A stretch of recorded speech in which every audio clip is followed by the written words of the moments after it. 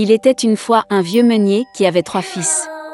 Quand le meunier est mort, il a laissé à ses fils un moulin, un âne et un chat. L'aîné a eu le moulin, le milieu a eu l'âne et le plus jeune a dû prendre le chat. Les frères aînés se moquaient de lui, mais le chat a promis qu'il enrichirait son jeune frère s'il lui donnait une paire de bottes et un sac. Le propriétaire a été surpris, mais a répondu à la demande du chat. Le chat a immédiatement enfilé ses bottes sur ses pattes arrière, a versé de l'avoine dans le sac, l'a jeté sur ses épaules et est parti à la chasse. Dans la forêt, il a ouvert le sac, l'a jeté par terre et s'est caché dans les fourrés. Il n'a pas eu à attendre longtemps. Un lièvre curieux a galopé vers le sac et y est monté pour se régaler d'avoine. Et le chat n'attendait que ça. Il sauta du fourré, resserra le sac, le souleva sur ses épaules et se rendit au château royal. Le roi de ce pays était un grand amateur de bonne nourriture. Le chat s'inclina profondément devant lui tendit le lièvre et lui dit que c'était un cadeau de son maître, le marquis de Carabas. Le roi fut agréablement surpris par cette surprise. Le chat s'inclina, comme un vrai noble, et prit la route. Le lendemain, il est retourné à la chasse avec le sac. Cette fois, il réussit à attraper 2 grosses perdrix. Le roi était ravi de voir un autre cadeau agréable. Pendant plusieurs semaines consécutives, le chat a continué à porter des perdrix et des lièvres au roi. Mais il n'a rien dit à ce sujet à son propriétaire affamé et émacié. Une fois que le chat a vu une princesse dans le palais, elle était très belle. Le chat s'est rendu compte qu'elle serait une merveilleuse épouse pour son maître. Et donc le roi voulait enfin rencontrer le marquis. Le chat a répondu qu'il pourrait le retrouver demain pour une promenade là où se trouvaient les moulins. Et lui-même courut à toute allure vers le moulin. En voyant le propriétaire, le chat a dit que demain il devra nager dans la rivière, puis sa vie changera. Le lendemain matin, dès qu'il est entré dans l'eau, le chat a attrapé ses vêtements et les a cachés dans les buissons. À ce moment, la voiture royale parut sur la route. Le chat a sauté sur la route et a crié à plein poumon « Sauve-moi! Aidez-moi! Le marquis de Carabas se noie !» En entendant cela, le roi a ordonné de tirer le marquis hors de l'eau.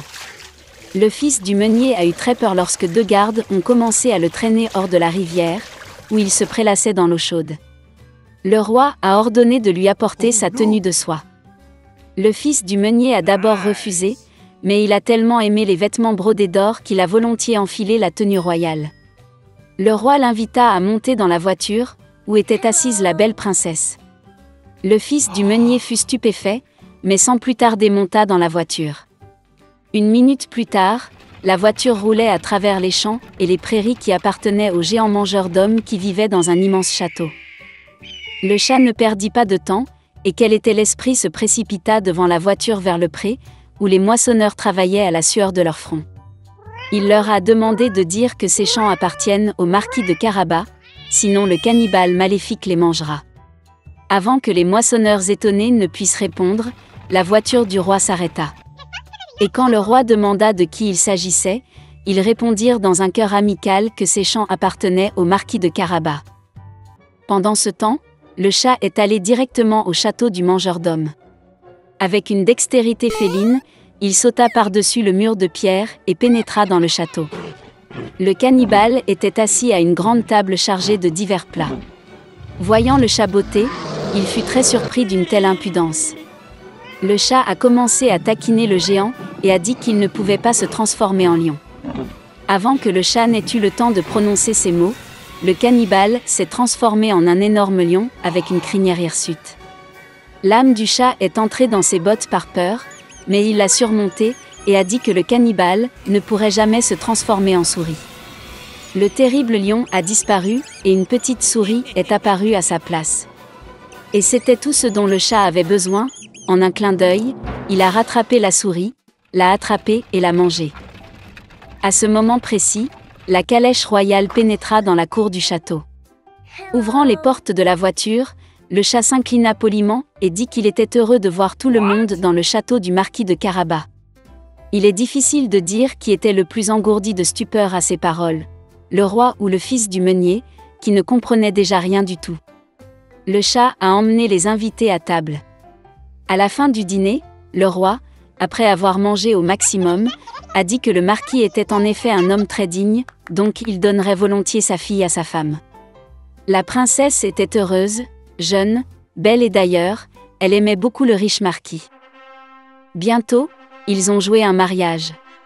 Le fils du meunier épousa donc une princesse et devint prince. Ils ont tout vécu heureux pour toujours, en particulier le chat, qui arpentait fièrement le palais en bottes hautes. Il était une fois un prince dans un pays lointain. Il est temps pour lui de se marier. Le roi voulait que son fils épouse une vraie princesse. La reine a souhaité à son fils non seulement la fille du roi et de la reine, mais qu'elle soit douce, intelligente et gracieuse. Et lui-même voulait suivre les préceptes de son cœur. Le prince est allé à la recherche de la mariée. Après quelques jours de voyage, il atteint le royaume le plus proche. Le roi local aimait le prince poli et beau. Et il l'a emmené chez sa fille. La princesse était adorable. Mais après lui avoir parlé, le prince s'est rendu compte qu'elle était très stupide et qu'il n'y avait même pas de quoi parler avec elle. Il s'est excusé, a dit au revoir et a continué son chemin. Dans le royaume suivant, le roi et la reine ont été fascinés par le jeune prince et l'ont immédiatement invité à rencontrer leur fille.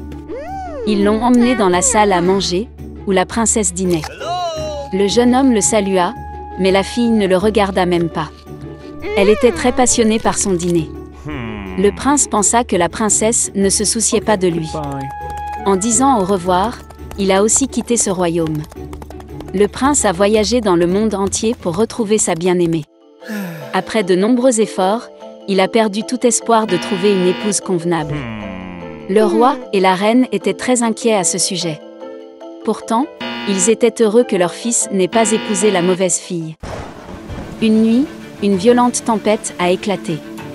Il a plu comme un seau, la foudre a éclaté et le tonnerre a grondé. Le prince ne pouvait pas dormir, regardant les éclairs et continuant à rêver de sa princesse.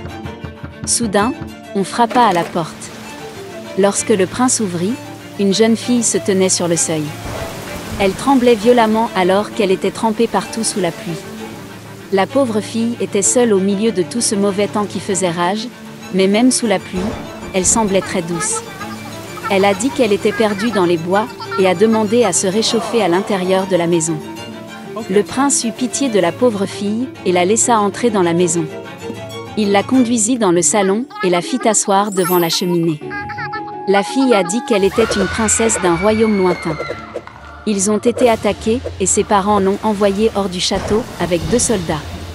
Mais pendant la tempête, ils ont été perdus et la princesse a été laissée seule. C'était difficile pour la reine de croire cela, mais elle ne pouvait pas expulser la fille par un temps pareil.